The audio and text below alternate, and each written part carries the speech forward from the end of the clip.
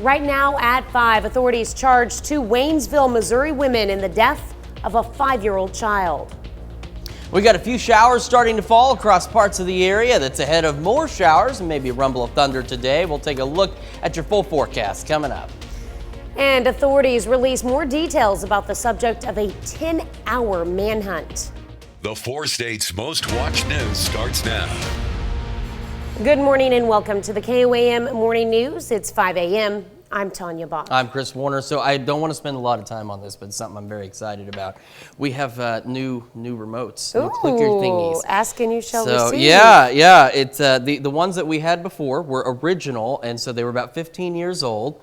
And one was held together with Scotch tape, and the other one, they weren't in the greatest condition. These are so nice, like the rubber padding. I just can't get over this. It's supposed to, save them from getting dropped. Yeah, you can only if you drop so them, many times, it keeps them safe. So it's just very exciting. I know it sounds crazy, but you have to understand this is so comfy and everything about it's intact. That's a great feeling.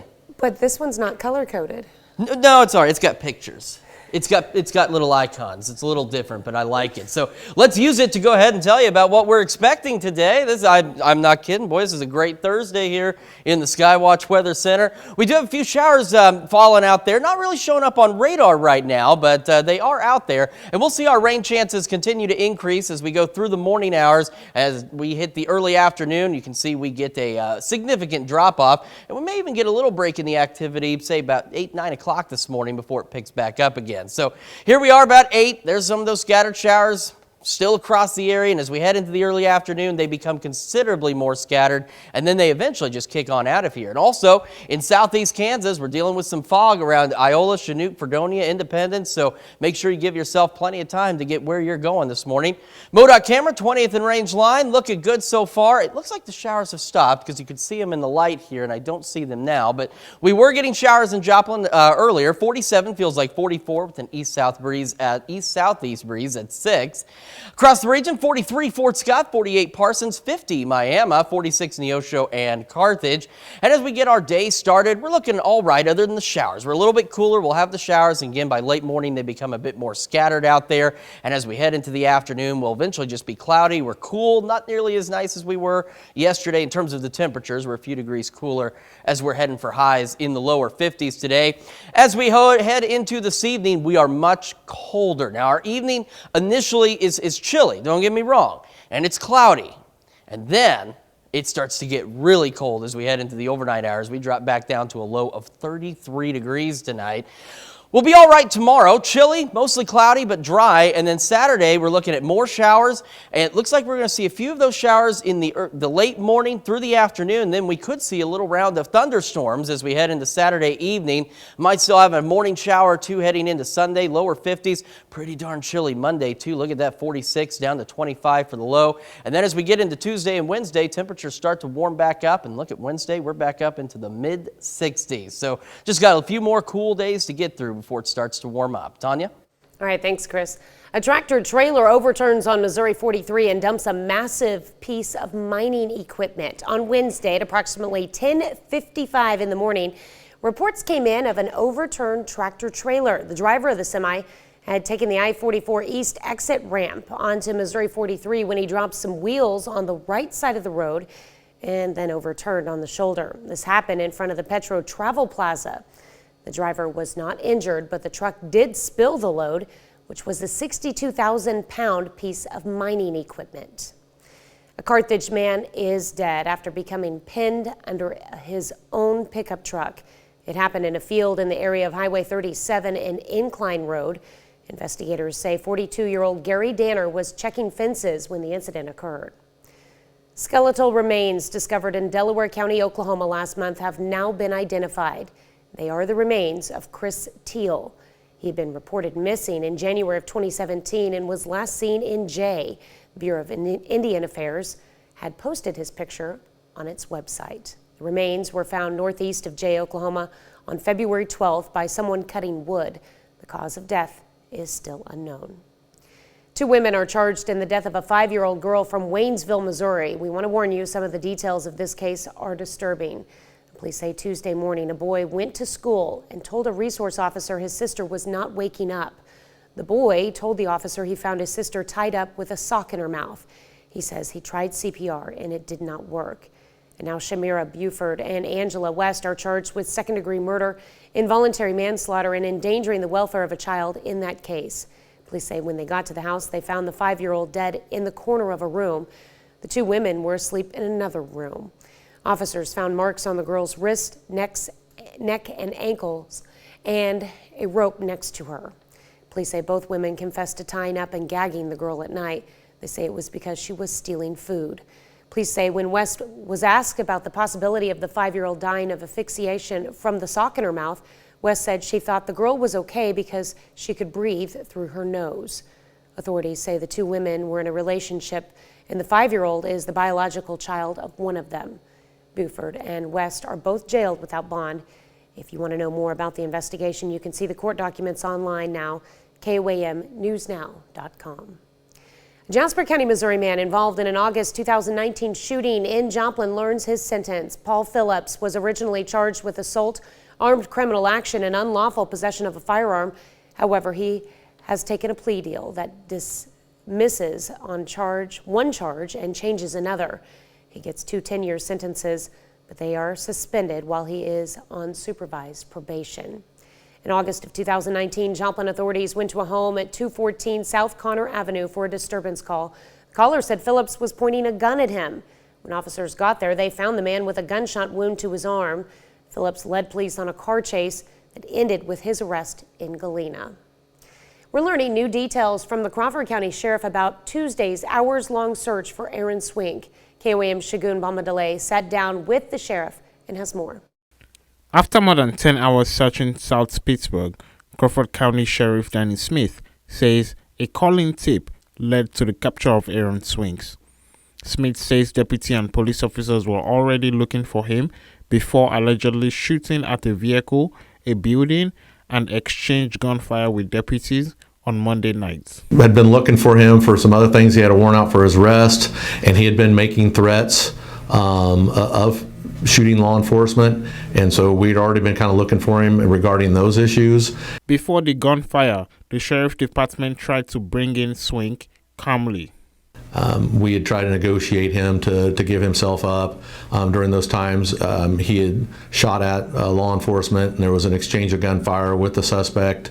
At some point in time, it was a long duration that we'd been out there, but he had gotten his car and a pursuit started. After long hours of searching for the suspect, Aaron Swink was finally caught along this area of South 220th Street in Pittsburgh, Kansas. Residents of this area say they are glad that law enforcement did their job properly. At the time, I wasn't too worried about it, but looking back, it is a little unnerving having someone that close. He could have easily tried to hide back behind our building or something like that and ended up having a shootout here for all we know. I think the police did a fine job. I understand in that situation, you don't know exactly how he's armed, and if you're trying to find somebody, he can usually see you before you see him. So I don't want anyone getting in harm's way as long as they try and contain an area. Reporting in Pittsburgh, Shagun Bombadele, KOAM News. Sheriff Smith praised other local and state law enforcement agencies for helping in the search and arrest. That's a look at this morning's top stories and weather in our first 7 minutes. Coming up on the KOAM Morning News, one man's trash is another man's treasure. We meet a man who uses trash to make music. Plus, the Department of Justice releases its findings into the LMPD's policing. And California ends its contract with Walgreens after the company gives in to pressure from GOP-led states. You're watching the KOAM Morning News. More real news in the morning. We'll be right back. Well, after many years of making music in Los Angeles, a highly renowned musician is back in his home state of Maine. Now residents of the small town of Newfield can hear his unique brand of music, previously only known to movies and TV shows. Steve Minich reports.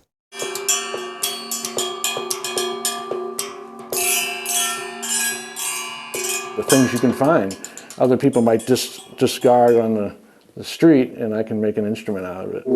The man who, in the entertainment biz, goes simply by the name Quinn,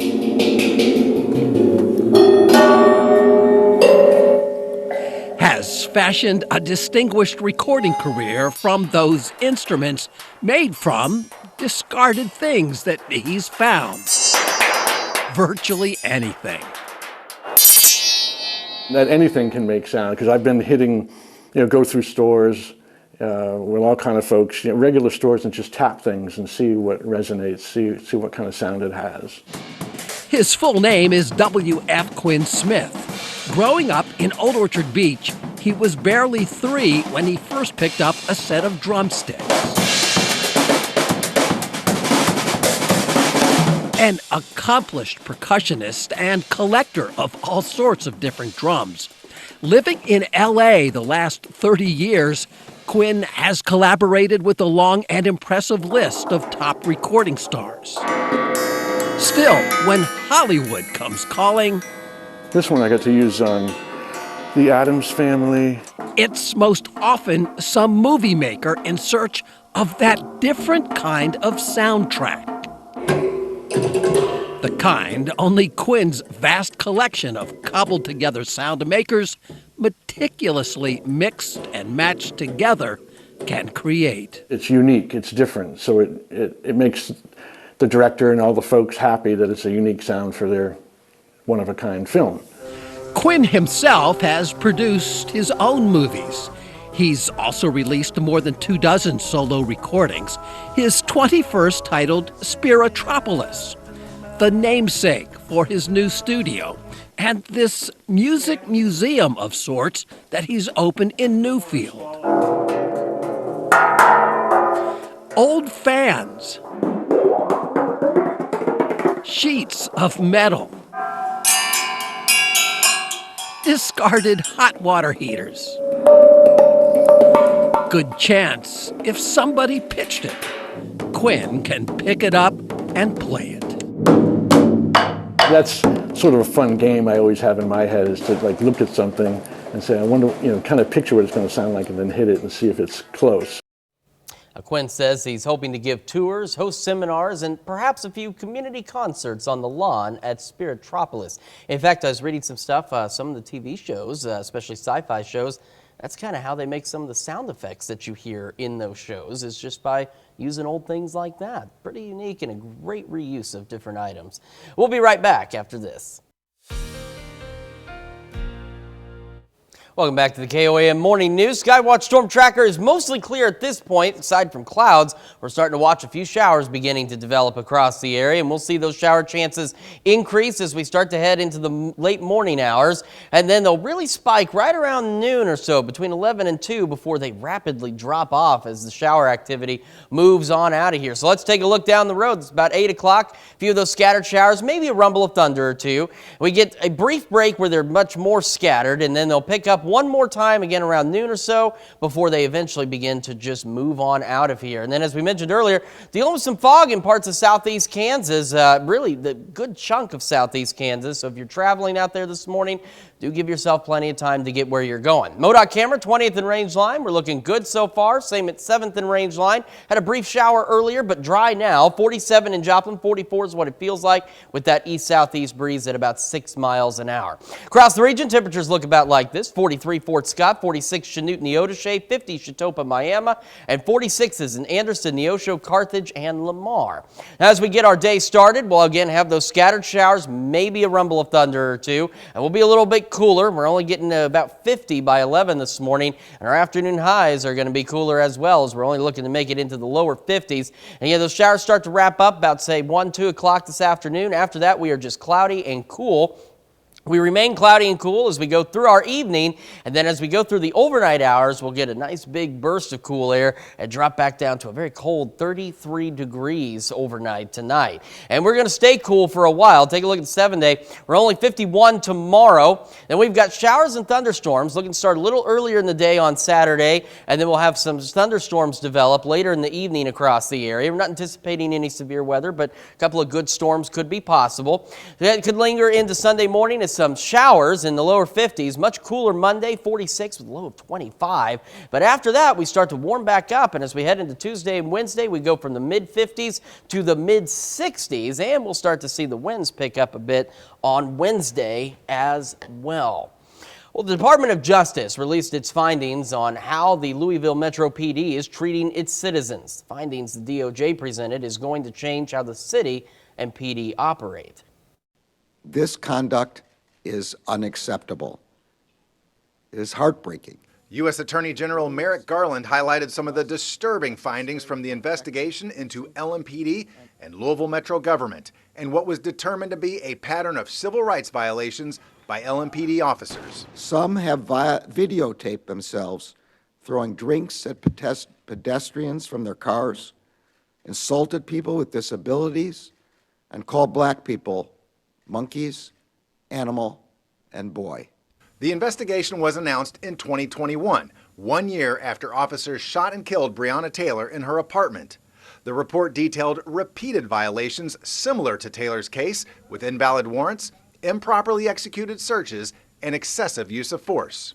LMPD's ability to serve and protect the people of Louisville has been compromised, and the findings are deeply troubling and sobering.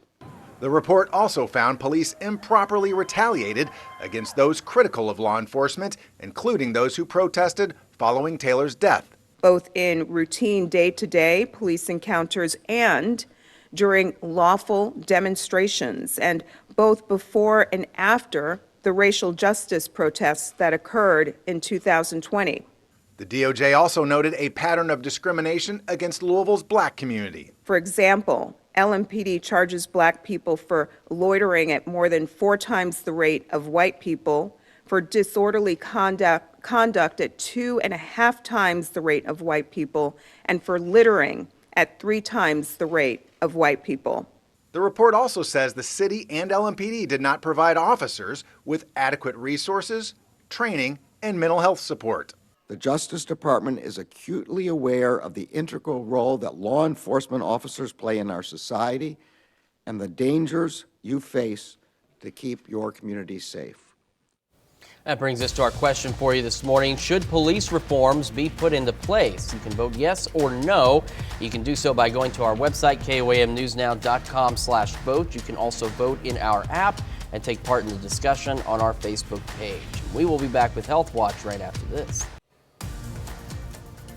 Topping Health Watch this morning, California Governor Gavin Newsom withdraws a $54 million contract with Walgreens on Wednesday after the pharmacy giant indicated it would not sell an abortion pill by mail in some conservative-led states. Newsom ordered state officials to not renew a contract with Walgreens to purchase specialty pharmacy prescription drugs for California's prison health care system, including antiviral and antifungal drugs and medication used for congestive heart failure. Newsom's office said the state will buy the drugs somewhere else. A representative from Walgreens has not responded to an email from the Associated Press seeking comment. Earlier this week, the company said in a statement the company plans to dispense the drug called mifepristone in a jurisdiction where it is legally permissible to do so. The number of U.S. infants who died from opioid overdoses is on the rise. According to a study published Wednesday in the Pediatrics Journal, 731 children under the age of 5 died of a drug-related death from 2005 through 2018. Researchers say some of these deaths came from the use of over-the-counter medications. Majority of these fatal poisonings were from opioids. The study does not say how these children were able to get their hands on the drugs, but does note more than 40% of them were accidental overdoses. We're seeing a record early start to allergy season. Allergy triggering pollen hitting the southern and eastern U.S. earlier this year than ever before. The waves of the yellow-green dust are flooding the air and coating everything from car windshields to sidewalks. In Atlanta, the pollen count climbed to the extremely high range on Monday, earliest it has done so far in 30 years of record keeping. By Tuesday, the tree pollen count had doubled. In Washington, D.C., the first high tree pollen count appeared a month ago, hitting a record high for this time of year. It comes after an exceptionally warm February in the south and east and is part of a trend blamed on climate change.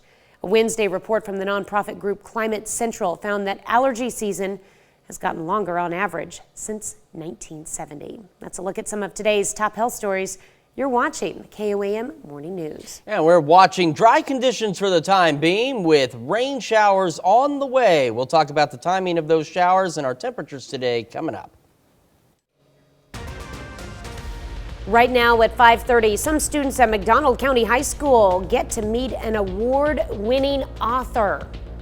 The Skywatch Storm Tracker is clear aside from clouds right now, but more showers are on the way. We'll talk about that coming up.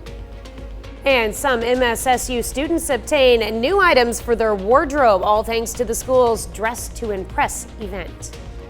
The 4 states' most watched news starts now. Good morning and welcome to the KOAM Morning News. It's now 5:30. I'm Tanya Bach. I'm Chris Warner. So it's a chilly start for us out there. Had a brief rain shower in Joplin, but we are otherwise dry right now. But more showers are on the way. Take a look at Skywatch Storm Tracker. It is clear for the most part, but if you look back down in northeast Oklahoma, we are starting to see a few more showers pop up. As we go through the morning, those shower chances will increase and they'll really pick up right around noon, 1 o'clock for most of us today. And then after that, you can see they drop off pretty quickly as we head into the evening hours. So as we go about 7, 8 o'clock here, we've got more of those showers. And again, maybe a rumble of thunder or two, but otherwise mostly just some rain activity. And it'll be scattered throughout the area through the morning and into the early afternoon. And then by about 2 o'clock or so, you can see those showers clear on out of here and leave us dry. We're also dealing with fog across a good portion of southeast Kansas. So if you are traveling this morning, make sure you slow down, give yourself plenty of time to get where you're going and use those fog lights, not your brights. All right, 20th and Rangeline. MoDOT camera there looking pretty good. Same at 7th and Rangeline so far. In Joplin, 47, feeling like 44 right now with an east-southeast breeze at about 6 miles an hour. Across the area, again, a chilly start for us. 45 Iola, 48 Parsons, 50 Miami, 46 Neosho and Carthage this morning. As we get our day started, we'll have those showers through the morning and then become much more scattered by late morning, only up to 50 by 11. And we're looking at highs today, only making it into the lower 50s. Once those showers clear out, we're just going to be socked in with clouds, and we'll remain cloudy through the rest of our afternoon and into our evening and into our overnight tonight. And unfortunately, we're going to get a good burst of cold air late, and we're going to drop back down to a low of 33 degrees, so very chilly out there. Only 51 tomorrow, but dry. Showers Saturday to start the day, and then maybe a round of thunderstorms or two as we head into the evening. No severe weather is expected at this time. It could be a couple of loud storms out there. Morning showers on Sunday, lower 50s. Much cooler Monday, 46, a low of 25. But after that, Tuesday, Wednesday, mid-50s and mid-60s. So we do start to warm up. Tanya? All right, thanks, Chris. Freeman Health System made donations to several area nursing schools. Freeman Auxiliary donated $2,000 each to 8 nursing schools for a total of $16,000. Officials say past donations have been used to buy new equipment and for student scholarships. We've got some big plans for several different items of equipment that we are needing to update in our skills lab. So we're excited to be able to update those things and prepare our students better for what they will see in the field. Donations are Crowder College, Missouri Southern, Pitt State, NEO, Labette Community College, Carthage Technical School, Franklin Technology Center, and Fort Scott Community College. On Wednesday, the Downtown Joplin Alliance gave people a chance to check out upcoming projects. The group hosted the event at the newly renovated Frisco Station lofts. One of the projects discussed was the restoration of the historic Olivia Building apartments. Another developer in downtown that was willing to kind of take on the challenge. They partnered with the city. They shared some of the expenses of putting the roof back on the building, and they're in the process of redeveloping it for living for downtown. We do have time involved. We've already done significant repairs to the Olivia. We've put a new roof on her. We've completely reflamed the upper floor. We've completely cleaned her out. She's back to the studs. Also at the event, the Alliance laid out the results of the 2022 Downtown Joplin Survey. An award-winning author stopped by McDonald County High School on Wednesday. Ibi Zoboy is a Haitian-American author of young adult fiction who has received national recognition for her work. She talked about students about her experiences as an author. My books are quite popular, not just among students, but among teachers and librarians. They're not quite commercial, but my entry into getting the kids to read the book is through the teachers and librarians who share the books with them. They're taught in classrooms, in middle school, high school, and even college. The visit included a question and answer session, a book reading, and an opportunity for students to purchase and get their books signed. Well, some Missouri Southern students got Some new wardrobe items for future careers. University hosted its 9th annual Dress to Impress event. It's sponsored by Southern's Career Services Office and the Joplin Area Chamber of Commerce's Young Professionals Network. It allows students to start or expand their professional wardrobe to prepare for the upcoming spring career fair and their careers. What students gain from Dress to Impress is not only free professional clothes, but also a mentorship opportunity, as we have a fantastic team of volunteers who help encourage and support students as they're looking through clothes to identify what type of apparel and what type of dress clothes should they find for their career. Clothes are donated by volunteers who no longer need them. Well, DNA evidence has linked a 74-year-old man to 4 Missouri deaths that took place more than 30 years ago. He's now confessed to those murders in exchange for avoiding the death penalty. Christian Byers reports on one case where he entered a guilty plea. Sandy Little was just 21 years old when her family first reported her missing in 1990. 8 months later, her body was found along Interstate 70 in O'Fallon, Missouri. This past fall, DNA evidence linked Gary Muehlberg to her murder. And Monday, Muehlberg pleaded guilty as Sandy's sisters watched from a St. Charles County courtroom. He's been perfectly comfortable not even saying anything for 33 years. It was DNA. That was the only reason why he opened his mouth. Sandy, who left behind a 9-month-old son, was the 4th woman Muehlberg has confessed to killing. All of his victims were found inside various containers across the region, earning him the nickname, the Package Killer. They vanished from what was once known as the Cherokee Street Stroll in South St. Louis between 1990 and 1991. As Sandy's sisters first told us last fall, all of these women deserve justice. I want people to realize that these girls were daughters and sisters and mothers, and they were more than just girls that were out street walking. Not long after her murder, Muehlberg went to prison for killing a man who tried to buy a car from him. One of the best things is knowing that he's been in prison this whole time, knowing that he wasn't piling up more victims. Monday, Muehlberg appeared via video feed from prison in Potosi. His public defender said he had some health issues that make it difficult for him to travel. Sandy's sisters were disappointed he wasn't forced to be there. I wanted to look him in the eyes. I wanted him to look in my eyes and see where the real pain is. Because like I said, Sandy's gone, so her pain is gone. But mine's there. 33 years later, my pain is still there. I will always have her here and have to think about her here. It never goes away. Muehlberg is scheduled to appear in hearings for the other 3 murders later this month. He also claims he killed a 5th woman, but investigators have not been able to identify her. Well, this morning we're discussing police reforms. U.S. Attorney General Merrick Garland highlighted some of the disturbing findings from the investigation into LMPD and Louisville Metro government and what was determined to be a pattern of civil rights violations by LMPD officers. The investigation was announced in 2021, 1 year after officers shot and killed Breonna Taylor in her apartment. The report detailed repeated violations similar to Taylor's case, with invalid warrants, improperly executed searches, and excessive use of force. The DOJ also noted a pattern of discrimination against Louisville's black community.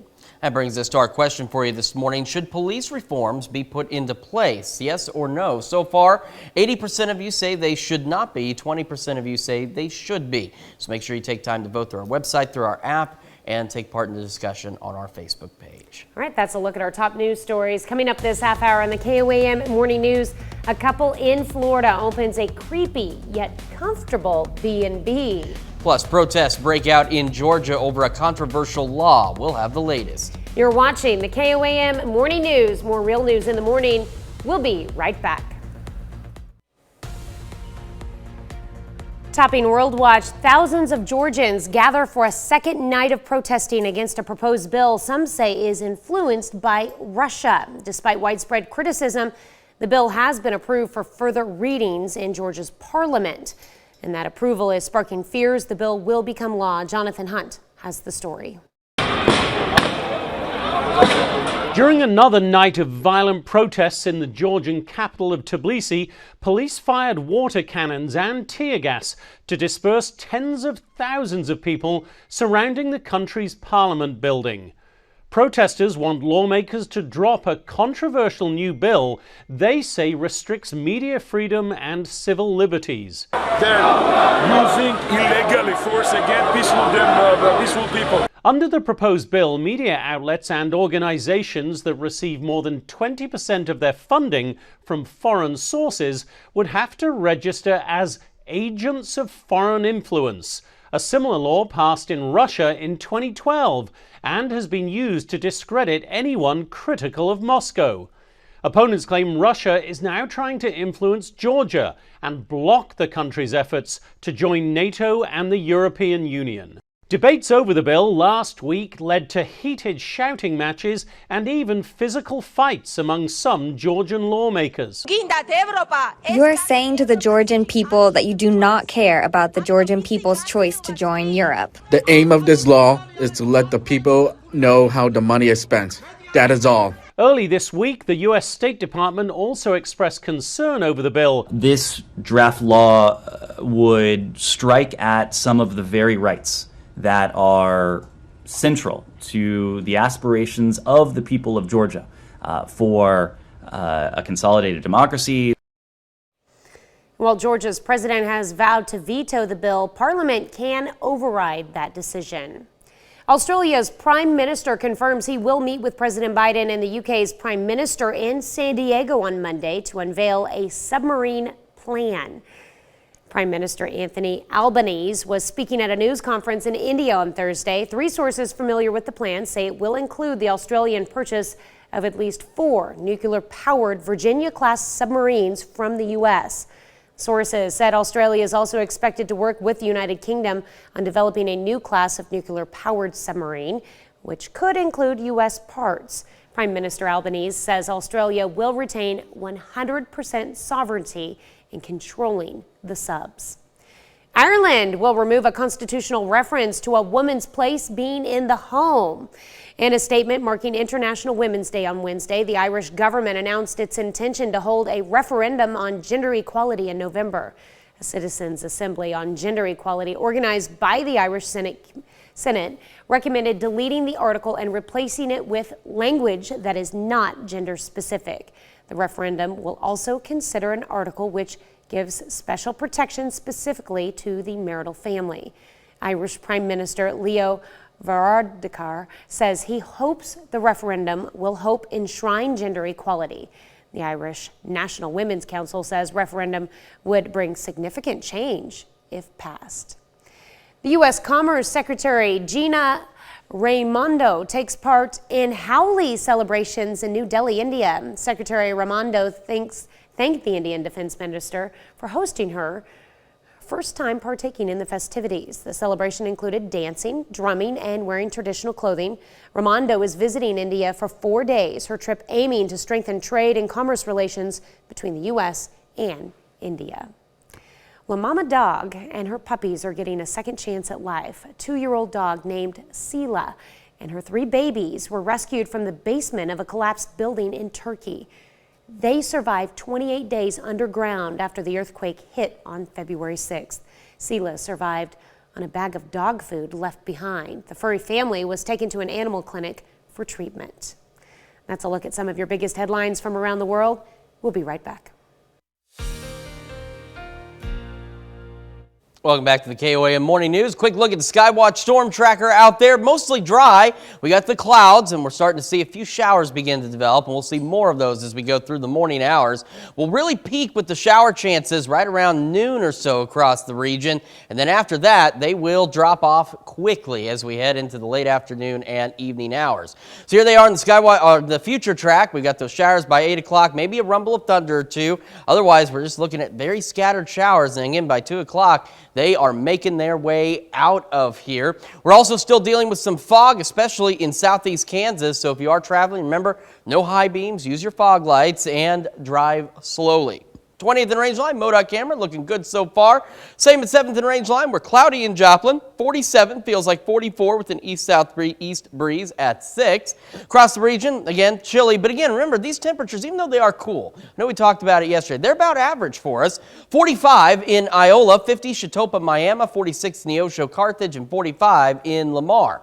As we go through our day, again, we'll have those showers, and they'll become more widely scattered as we head into the late morning. Only up to 50, though, by 11. And we're not doing a lot of warming today. Temperatures only making it into about the lower 50s. Once those showers clear out, we're just cloudy. We're cool. It's a very dreary kind of day out there, almost more like a January day. We remain cloudy and cool through the evening, and then a sock of cold air comes in and knocks us back down to 33 for our overnight low. So once we get these showers out of here, tomorrow we are dry and mostly cloudy, and then we head into Saturday, and we'll start to see some showers earlier in the day by about mid-morning or so, and then we could see a round of thunderstorms by late evening. We're not anticipating any severe weather on Saturday, but there may be a stronger storm or two out there, kind of like what we saw a couple nights ago. No real severe threat, but lots of lightning, lots of thunder. And then we'll get a break from the activity once again. Let's take a look at our 7-day forecast real quick. Chilly tomorrow, 51, 52 Saturday, Sunday. There's those showers and thunderstorm chances, could lead to a stray morning shower on Sunday. We are much cooler on Monday. We kick off the next work week down to 46 with a low of 25 degrees. However, we do start to warm up, and then we head into Thursday. So we can see some breezy conditions on Wednesday, mid-60s Thursday. Then we have another system coming in. It's going to be windy. We'll have some evening thunderstorms, and that could translate into a wintry mix for St. Patrick's Day. And it's going to be considerably colder, down to 42 by St. Patrick's Day, 22 by that St. Patty's Day night. And we look at Saturday, only 38 for an afternoon high. So we are going to want to enjoy these 50s. We'll want to try and enjoy these 60s because it is going to be downright cold as we start to wrap up the next work week. We'll be back with more of the KOAM Morning News right after this. A coffin in the bathroom, a Ouija board on the wall, creepy clowns watching you sleep. Might sound like a nightmare or a fun adventure if you're up for it. Sean Daly takes us through a new spooky bed and breakfast in Florida. So we like to think that we are modern Victorian with a little bit of Gothic sprinkled in. Sort of like you're walking into a haunted movie, you know, and it's going to be very suspenseful, but it's also really high-end and classy. There's nothing scary or evil or demonic going on. Welcome to the Phantom History House, a brand new bed and breakfast in West Chase, owned and operated by Tampa couple Steve Blanchard and Tim Hinton. We always say we're creepy yet comfortable, or eerie but elegant. That's kind of what we're going for. It all started with Steve's podcast about paranormal history. I've always loved everything Gothic and Halloween. I'm not really that much into the whole paranormal thing, but I love Disney and storytelling. So together they turned this beautiful home in West Chase into a high-end haunted mansion with rooms starting at $175 a night. Brave guests can choose one of 4 themed sleeping chambers. This is our cemetery room. It has that creepy, eerie look. Then right outside your door you have the beautiful Florida sunshine. There's also the portrait room, the epic Ouija board room, and the castle room, complete with remote control candles. And yes, the bathrooms are themed too, so you can rest and bathe in peace. If you want a chill night, maybe just read a book, that's cool. But Tim and Steve often have mediums and tarot card readers for guests. And you better believe they love to share ghost stories. If you want to tell us about your ghost story when you were a little kid, we would love to hear it. Looks like it'd be pretty fun to stay there. We'll be right back. March's full moon, known as the worm moon, was spotted in the sky over Italy's Roman Forum on Tuesday night. The last full moon of the astronomical winter is named after earthworms that coincidentally emerge from the soil at this time of year. Interesting. It also marks the beginning of the transition to spring in the northern hemisphere. The animals at the Winsnade Zoo in England were in for a big surprise on Wednesday as snowfall turned their enclosures white. Wolverines Puff and Fi spent time sniffing out the layer of snow that had dusted the grounds of their outside of their habitat. The Siberian tigers there, though, appeared less impressed. The species is native to Russia's Far East and northern China and is used to the cold weather. Snow had blanketed much of Britain on Wednesday. A baby African elephant is seen exploring his enclosure right by his mama's side at the Dallas Zoo in Texas. Mom Milio gave birth to the 290-pound baby boy on February 26. Oh, this is a newborn. The zoo said it was the first time there was a herd birth there when another female elephant was in the same space while Milio gave birth, just like in the wild. We've got showers moving into the area as we head through the morning. They'll be scattered and there might be a rumble of thunder or two. Showers will start to let up a little bit by late morning, 50 by 11. We're cool today as well. Highs only pushing the lower 50s. Showers are out of here by about 2:30 today, and then we will be cloudy and cool. We will remain cloudy and cool as we head into the evening as well, down to 42 by 10, and then we get a burst of cold air that drops us back down to 33 for our overnight low. We're only 51 tomorrow, but we're dry. Showers and thunderstorms looking likely on Saturday, 52. That could translate to some morning showers on Sunday, 52 as well. Considerably cooler on Monday, down to 46 with a low of 25. And then Tuesday and Wednesday, we get into the mid-50s, then the mid-60s. But as we head into Wednesday, we also begin to see the winds increase as well. And as we've been doing, don't forget to set your clocks forward either before you go to bed Saturday or when you first wake up on Sunday. We'll be back with more of the KOAM Morning News right after this. Right now at 6, the city of Joplin gathers to mourn and the loss and remember the service of two of the city's finest 1 year after falling in the line of duty. We got dry conditions across the area for the time being, but more showers are on the way. And as that thing says, we're getting closer to spring, but it's not going to feel like it. We'll take a look at your forecast coming up. And a tractor trailer overturns in Joplin and dumps its 32-ton payload on Missouri 43. The 4 states' most watched news starts now. Good morning and welcome to the KOAM Morning News. I'm Tanya Bach. I'm Chris Warner. Just after 6 o'clock, it is Thursday. One more day until Friday. And we're only 10 days away from spring, but by golly, over the next several, it is not going to feel like it at all, unfortunately.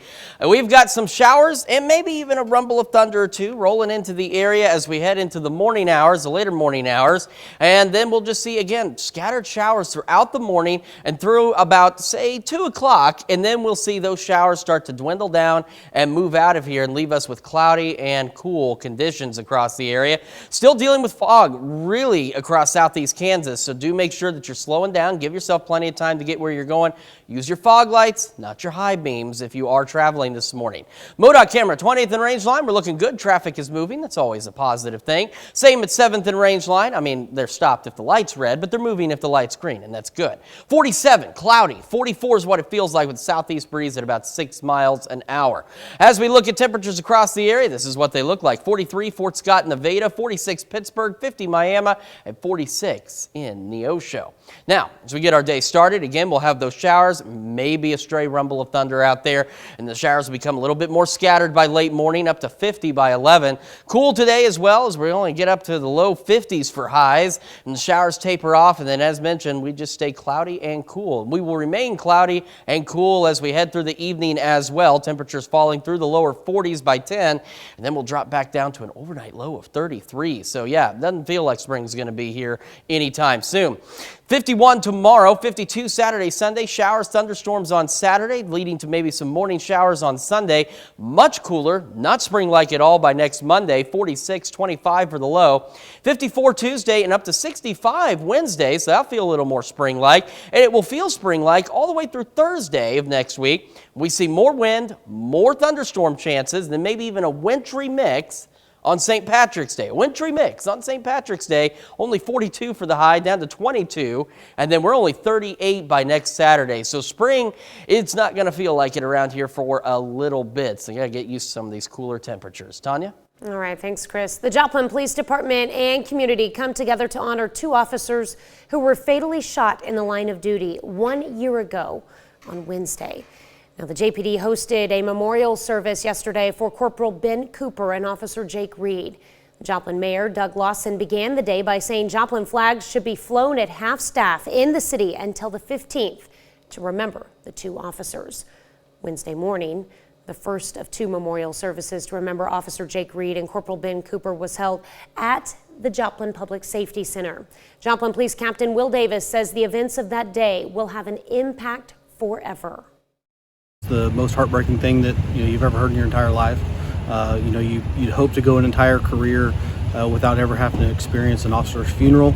Losing one of your own and having to do it. 2 officers in one incident, and almost a third with Officer Hershey.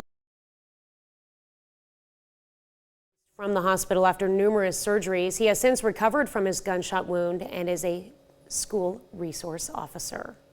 Well, this weekend, the city will hold an additional service to honor Officer Jake Reed. On March 11th of last year, Reed's organs were donated as a final act of service. Saturday's 10 a.m. ceremony will honor his sacrifice and includes a Joplin City Council proclamation for Jake Reed Day.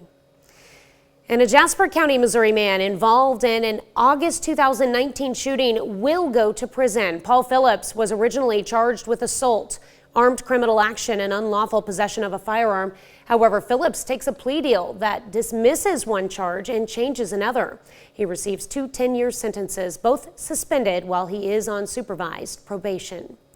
In August of 2019, Joplin authorities went to a home at 1214 South Conner Avenue for a disturbance call. The caller said Phillips was pointing a gun at him. When officers got there, they found the man with a gunshot wound to his arm. Phillips led police on a car chase that ended with his arrest in Galena. And authorities identify skeletal remains discovered in Delaware County, Oklahoma last month. They are the remains of Chris Teal. He had been reported missing in January of 2017 and was last seen in Jay. The Bureau of Indian Affairs had posted his picture on its website.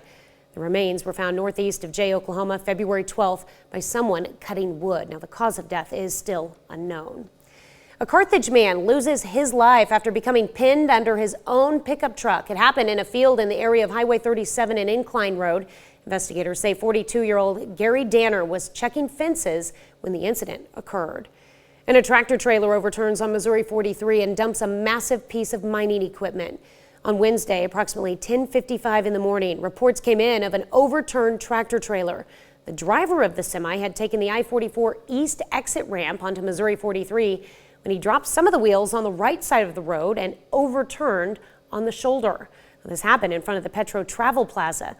The driver was not injured, but the truck did spill the load, which was a 62,000-pound piece of mining equipment. Federal investigation finds police officers in Louisville, Kentucky have routinely discriminated against black people and violated their constitutional rights. Now the Department of Justice will be overseeing sweeping changes within Louisville's police department. Jared Hill has more.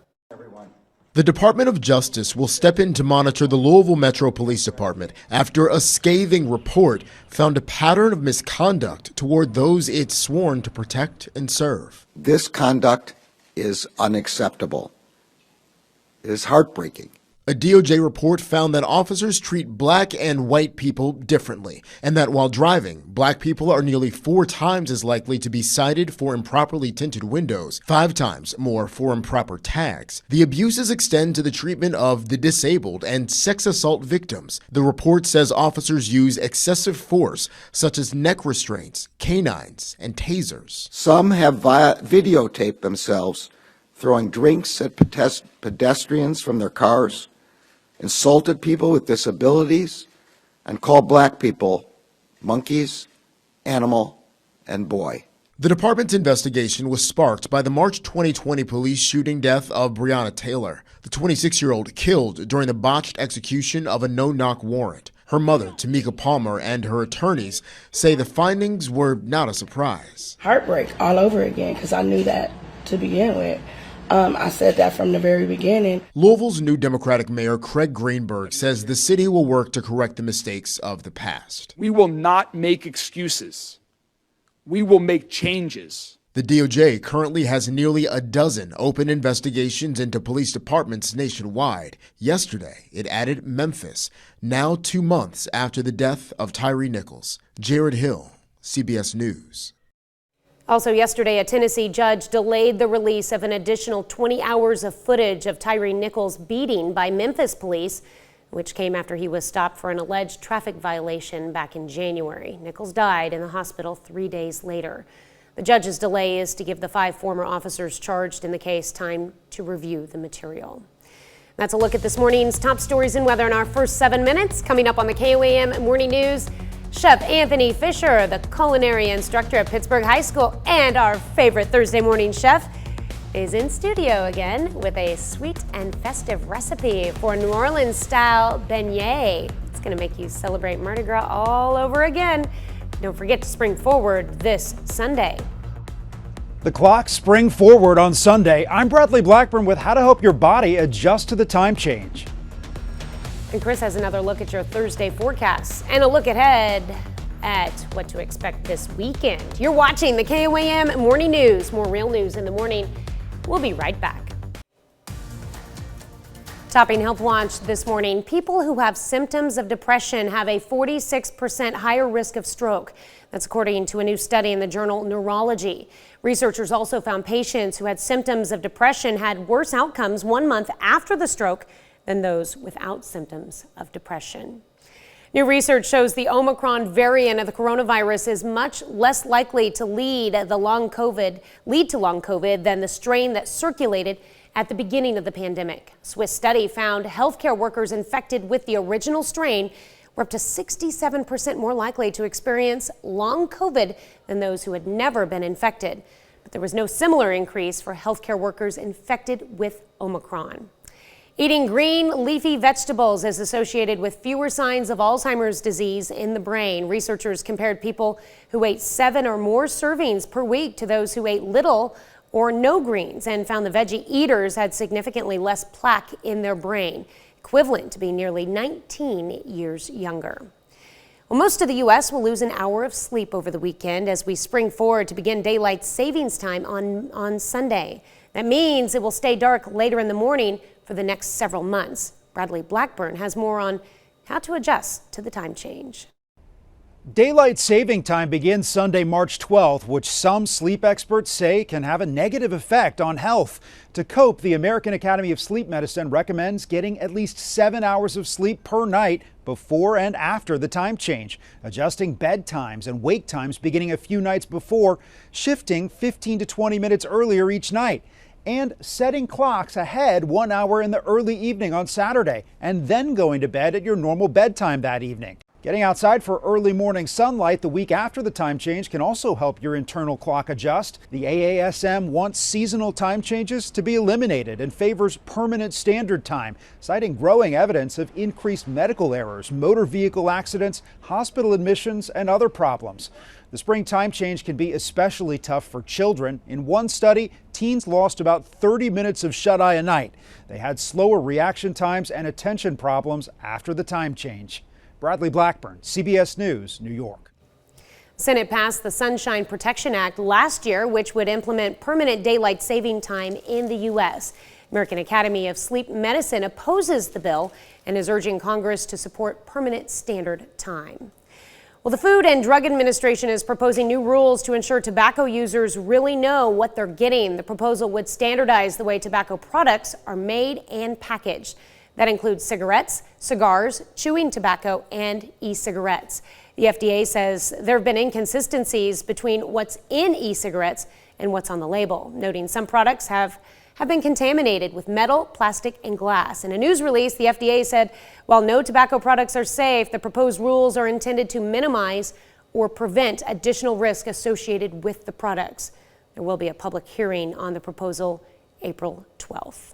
That's a look at some of today's top health stories. You're watching the KOAM Morning News. And we've got the Skywatch Storm Tracker watching for showers. Most of us just still cloudy, but we're starting to see, they're hard to see, but little shower activity starting to pop up across the area. And that will continue to move into our region as we go through the morning. And you can see on the precipitation tracker, we'll start to see a little bit of an increase around, say, 7, 8 o'clock. We'll get a little break. And our biggest chance of some showers and maybe even a rumble of thunder, too, will come right around noon, 1 o'clock today before all of this activity begins to move on out of here. We can take a quick look on the future track of what we're looking at by 8 o'clock. Here's those scattered showers. Again, a rumble of thunder or two possible. And we'll continue with widely scattered showers through the morning. And then again, by the time we hit about noon, 2 o'clock in that range, these showers are on their way out of here. We're going to take another complete look at your forecast and talk about the not so spring-like weather we're going to see when we come back. Welcome back to the KOAM Morning News, 6:18 on this Thursday morning. Time for some weather trivia. The National Weather Service came under the control of what federal department in 1940? Was it the Department of Defense, the Department of Commerce, NASA, or the Department of the Interior? We'll take a look at the answer here in just a moment. But first, look at our camera at 7th and Rangeline. You can see we are cloudy out there, and we are cloudy across the region as we await the development of some showers and maybe even a few rumbles of thunder later this morning here in the next, say, hour, 2 hours. We'll start to see those showers building in about 8 o'clock or so. In the Joplin area, you can see we've got a slightly better chance than we would say in Pittsburgh or Miami. We see a bit of a spike by about noon, 1 o'clock, and then everybody sees those shower chances drop off significantly as we head into the afternoon and evening.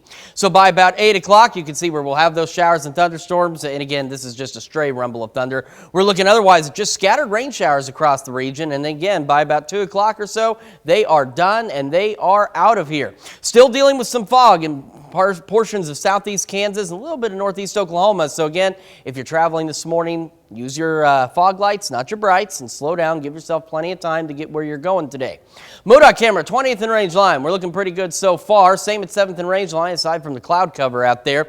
We're at 47, feels like 44 in Joplin, with the southeast breeze at 6 miles an hour. Across the region, we've got chilly temperatures for sure. 43 Nevada, Fort Scott, 46 Pittsburgh, 50 Chitopa, Miami, and 46 is Anderson, Neosho, and Carthage as we get our Thursday underway.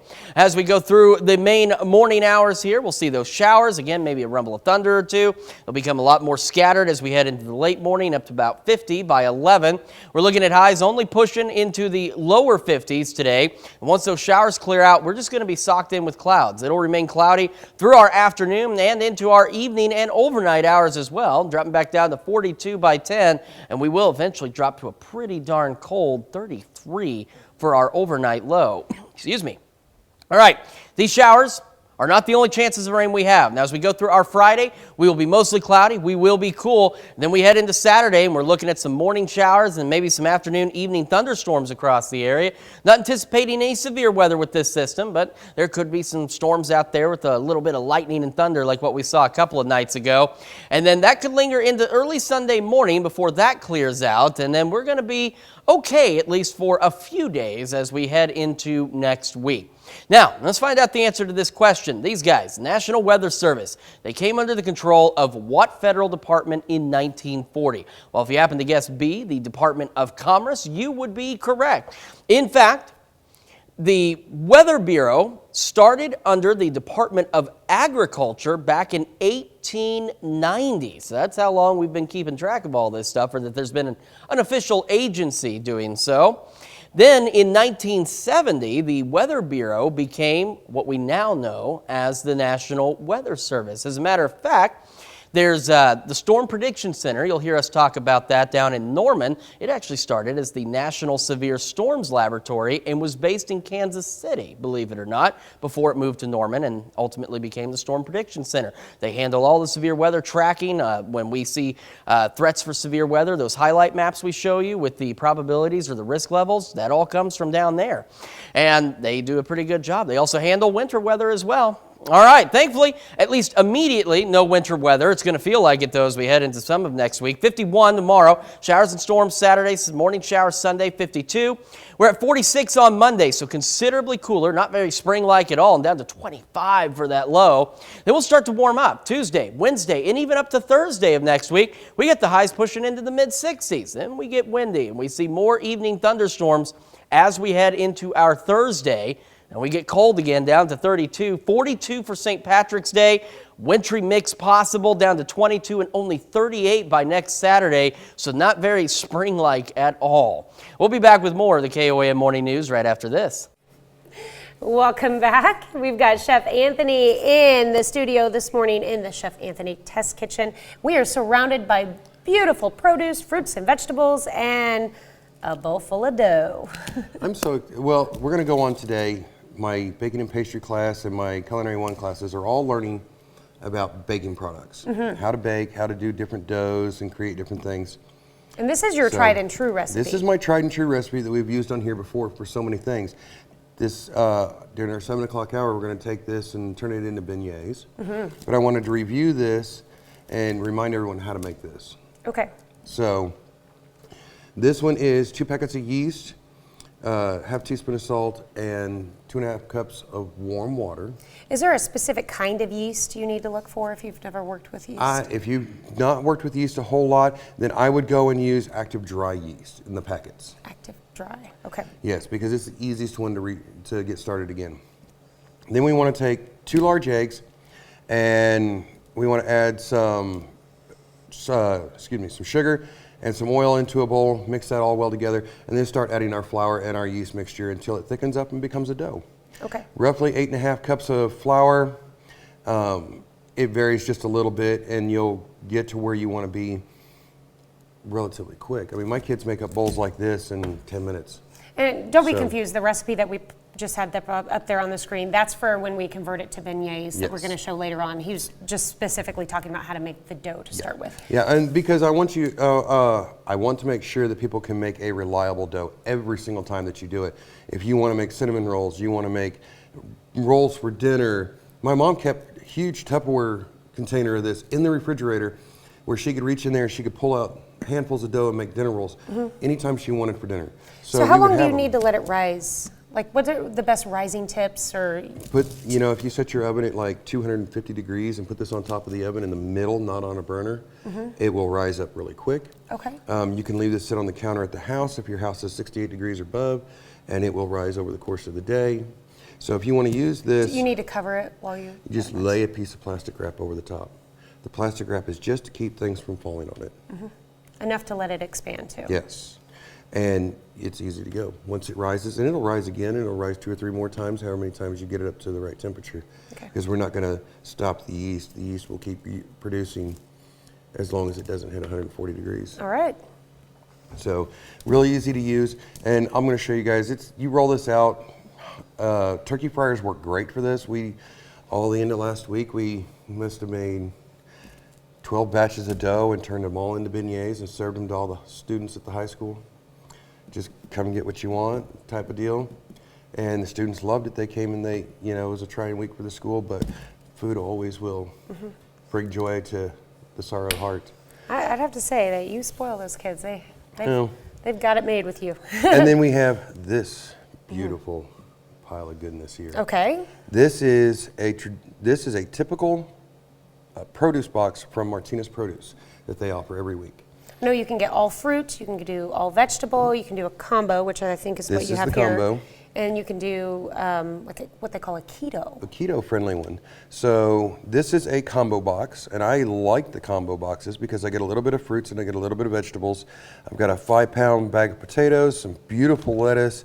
I have some easy peel oranges. The blueberries, always great. Okay. Always great.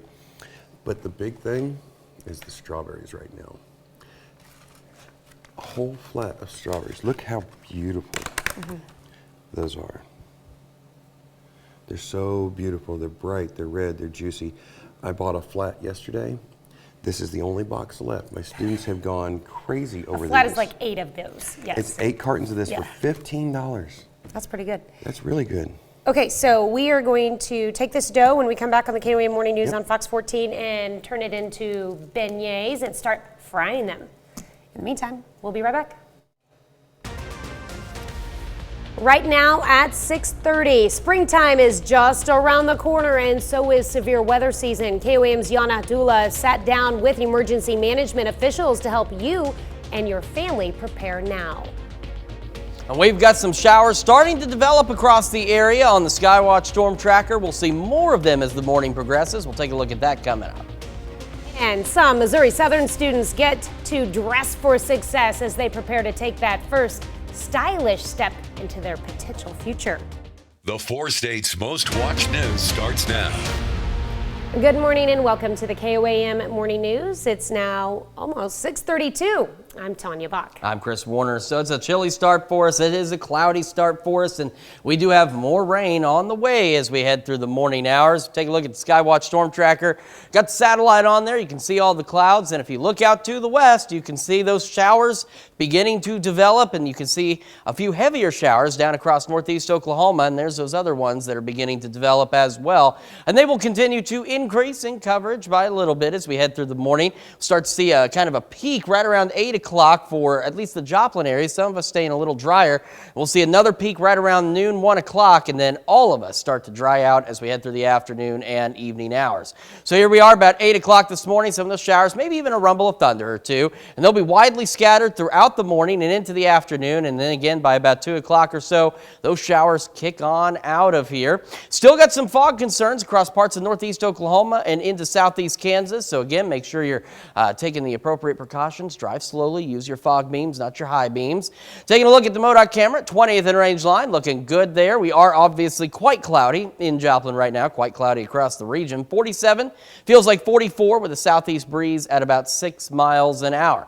As we look at temperatures across the region, we have 43 Fort Scott, Nevada, 46 Pittsburgh, 50 Chitopa, Miami, and 46 in Neosho.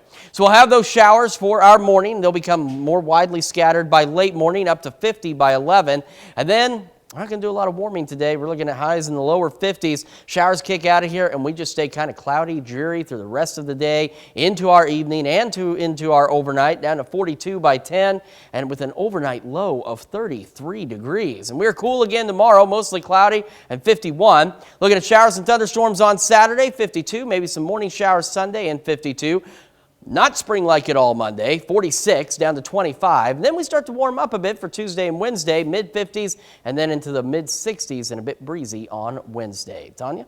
All right, thanks, Chris. Emergency officials in the 4 states prepare for the upcoming severe weather season. KOAM's Yana Tula talked with emergency management officials about their preparation and some tips they give for residents during bad weather. As severe storm season approaches, emergency management's job is to prepare to keep residents safe. If there's a storm coming in, we have a meeting hours prior to that to kind of prepare on which area of the county the storm's coming into, so we can advise residents approximately when it will hit. Crawford County, Kansas Emergency Management asks residents to sign up for Nixle Alert System to receive alerts. Joplin Emergency Management Coordinator David Holden also asks residents to have a phone with any alerting system with them when inside. There's 36 sirens that the city has, and they send out, and the sirens are actually for outdoor warning. They're not really made for people that are inside their house.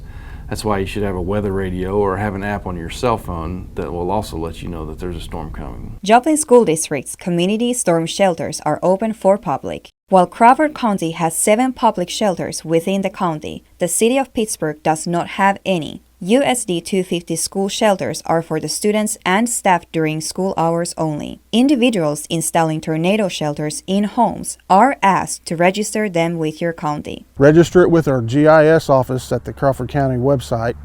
That way we know if a tornado does happen in search and rescue process, we know there's a tornado shelter there and we can come find you. Both officials remind to stay in an interior part of your home during tornado and leave for flooding. People have plans, but they don't practice them. I'm not saying you have to do it every week, but every once in a while, just go over your plan. Yana Haudala, KOAM News. Now, David Holden says the public is welcome to attend a tornado and severe weather class that they're hosting with the National Weather Service. And that will be next week, March 16th at 1:30 p.m. at the Training Center in Joplin. And you can also download the KOAM Skywatch weather app to stay up to date on severe weather in the area.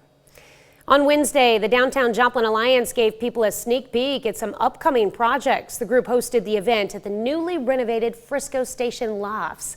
And one of the projects discussed was the restoration of the historic Olivia Building apartments. Are finalizing plans right now. We expect to have full mechanical, electrical, and plumbing plans on her by sometime this month, at which point we'll be moving ahead with subcontractors and getting bids in order to really start that intensive replacement of all of our systems. Also at the event, the Alliance laid out the results of the 2022 Downtown Joplin Survey. Well, some Missouri Southern students got some new wardrobe items for future careers. The university hosted its 9th annual Dress to Impress event. It's sponsored by Southern's Career Services Office and the Joplin Area Chamber of Commerce's Young Professionals Network. It allows students to start or expand their professional wardrobe to prepare for the upcoming Spring Career Fair and their careers. What students gain from Dress to Impress is not only free professional clothes, but also a mentorship opportunity, as we have a fantastic team of volunteers who help encourage and support students as they're looking through clothes to identify what type of apparel and what type of dress clothes should they find for their career. Clothes are donated by volunteers who no longer need them. That's a look at our top news stories coming up this half hour on the KOAM Morning News. How sustainability now shapes diets. Taking on climate change one plate at a time. I'm Michael George with more on the movement to eat less meat. And we're cloudy ahead of some incoming showers for us today. We'll talk about those showers and the cool temperatures when we come back. In Consumer Watch this morning, we're getting our first look at President Biden's budget proposal for the upcoming fiscal year. It includes plans to cut $3 trillion from the federal deficit over the next decade, in part by slashing subsidies for cryptocurrency and oil and gas companies, and closing the carried interest loophole that allows wealthy hedge fund managers to pay a lower tax rate. Now, the White House is also proposing an increase in the Medicare tax for those earning more than $400,000 a year to shore up the program. The president will give remarks highlighting the release of his budget in Philadelphia today. Also today, the CEO of Norfolk Southern Corporation takes the hot seat before a Senate panel to answer tough questions about that toxic train derailment in East Palestine, Ohio last month. According to prepared testimony obtained by CBS News, Shaw is expected to issue an apology and commit to, quote, make it right. The National Transportation Safety Board is conducting a special investigation into Norfolk Southern, which has had at least 5 major accidents since December of 2021. Views towards the job market continue to shake up following the pandemic, particularly when it comes to the youngest working age Americans. A new survey of 2,000 Gen Zers from Fiverr International shows 70% believe flexibility and the ability to be self-driven are most important when looking for a job, followed by financial stability at 30%. 70% also see working freelance as a viable career alternative to the traditional 9-to-5 schedule. Well, you've probably heard of meatless Mondays, or maybe even vegan before 6. More consumers are making food choices with sustainability in mind, and more companies are taking the carbon footprint cue. Michael George introduces us to one climate-conscious eater who coined his own term for reducing meat consumption. Brian Cateman's typical lunch is completely different than what he used to eat. I am making a lentil mushroom soup. He largely cut out meat after learning how damaging it is for the environment. Nearly 15% of all greenhouse emissions come from meat production. It takes a lot of resources. You think of the land, you think of the water, you think all the food you have to feed to the animals. Cateman turned his own curiosity about eating less meat into a documentary and coined the term reducitarian, meaning cutting back, not cutting out. I think it's a more tolerable idea to cut back rather than necessarily go vegan or vegetarian. The food production industry is paying attention to these trends, trying to latch on to younger customers. It's a competitive advantage for companies to be seen as at the forefront of doing something about climate change. While there's no single standard for carbon footprint labeling, some restaurant chains are touting their efforts right on their menus. Panera identifies its low-carbon entrees with a cool food meal symbol, and Just Salad offers a climatarian filter on its app. There's going to be more carbon footprint labeling on food, and I think it's going to be a factor in how consumers make choices about what to eat. For Cateman, it starts with a swap. I eat the same foods that I love, but I just swap in plant-based ingredients. Making the idea of eating less meat a lot easier to digest. Michael George, CBS News, Chatham, New Jersey.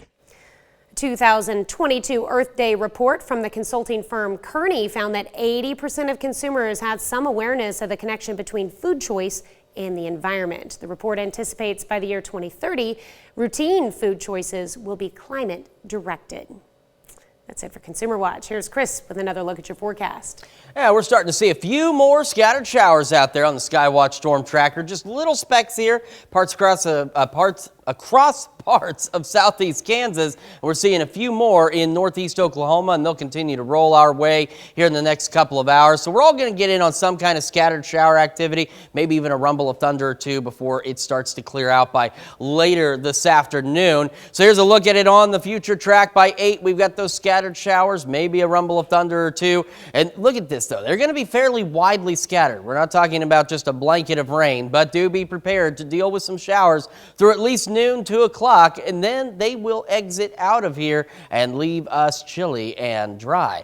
Fog is becoming a big issue across southeast Kansas, really along and to the west of Highway 69 in southeast Kansas, even going into northeast Oklahoma. Some seriously reduced visibilities out there. So again, use your fog lights, not your high beams. Make sure you give yourself plenty of time to get where you're going this morning, as we've got some fog to contend with for our Thursday morning. Well, it's just one more day until Friday, and sounds like a great reason. There's always a great reason to celebrate birthdays and anniversaries, but before we do that, let's take a trip to New York City and see what's happening on CBS Mornings. I'm Tony DeCopel. Coming up on CBS Mornings, Gail's exclusive interview with the co-founder and CEO of Spotify. He talks about some big changes coming to the audio streaming giant. That's coming up on CBS Mornings. All right, time for some Thursday birthdays in the 4 states, and we're going to start in Pittsburgh with Braden Smithson celebrating birthday number 6. Happy birthday, Braden. All right, and we've got Emmylou Whitley turning 12 years old this year in Thayer, Kansas. Hope you have a wonderful birthday, Emmylou. And Lilia Slate celebrating number 13 in Lamar. A very happy birthday to you. All right. Colson Gulliger turning 14 years old this year. Colson is in Fort Scott. And we've got Jordan Meadows celebrating birthday number 31 in Pittsburgh. Happy birthday, Jordan. All right, happy birthday, Jordan. And happy birthday to Joseph King, who's now 33 years old. Hope you have a wonderful birthday. Looks like a Chiefs fan there. Joseph is in Parsons. And Mona Brumbaugh celebrating birthday number 63 in Pittsburgh. A very happy birthday to you, Mona. Dale Gauthier celebrating another year wiser. Check out that throwback pic. Perfect for a Thursday there. It says, here's a little note. He's the one with the baseball glove in the picture. Yeah, happy birthday with love from your family. We've also got Melinda Brown celebrating a birthday today. Happy birthday to you, Melinda. And in Oronogo, Missouri, Sam Jackson. Happy birthday to you. And celebrating in Columbus is Wayne Thomas. Happy birthday, Wayne. All right, and our very own J-Dub McCoy. We go way back with this one. J-Dub, one of our KOAM marketing consultants. See him for all of your advertising needs. Happy birthday. Happy birthday, J-Dub. And we've also got Keisha Newberry celebrating a birthday today. Happy birthday, Keisha. Cherie Snyder in Fort Scott. Happy birthday to you. And last but absolutely not least, Bill Hickman celebrating birthday number 84 in Deerfield with love from all of his family. Happy birthday to all of you today. And Tanya, what do they need to do so they can celebrate with us every morning? All they have to do is send us an email with their picture, birth date, and all the details. Don't forget their name, of course, to birthdays with an S at KOAMnewsnow.com.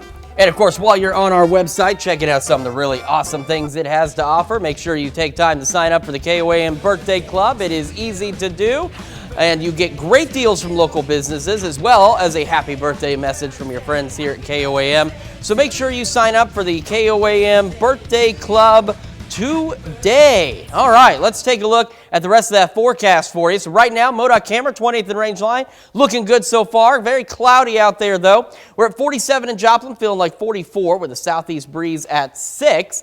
And across the area, temperatures look about like this. 43 Iola, Fort Scott, Nevada, 42 Yates Center, 46 Pittsburgh, 50 Chetopa, Miami, and 46 in Neosho.